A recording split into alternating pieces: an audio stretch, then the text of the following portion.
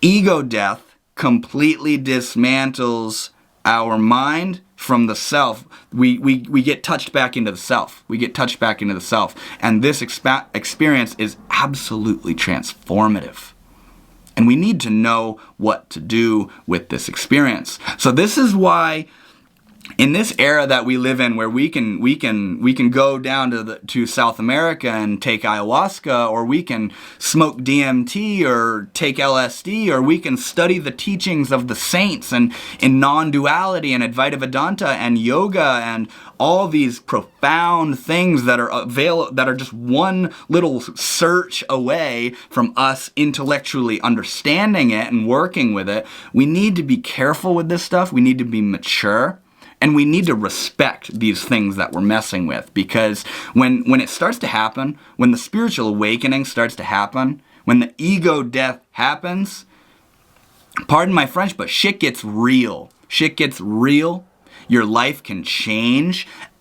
It can absolutely transform your life. You can become unrecognizable to who you once were within a matter of days, within a matter of weeks.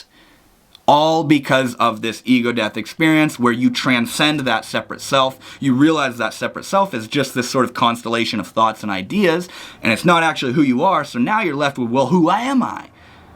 Because the mind doesn't disappear. You always come down from the meditative experience. You always come down off of the psychedelic.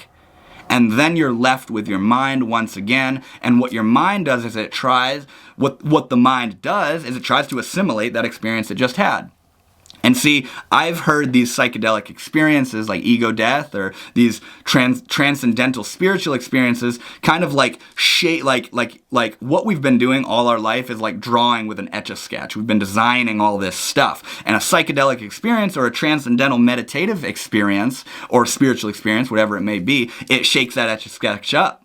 And then when we come down, what now? Who am I? What is this life? Where am I headed? What do I want?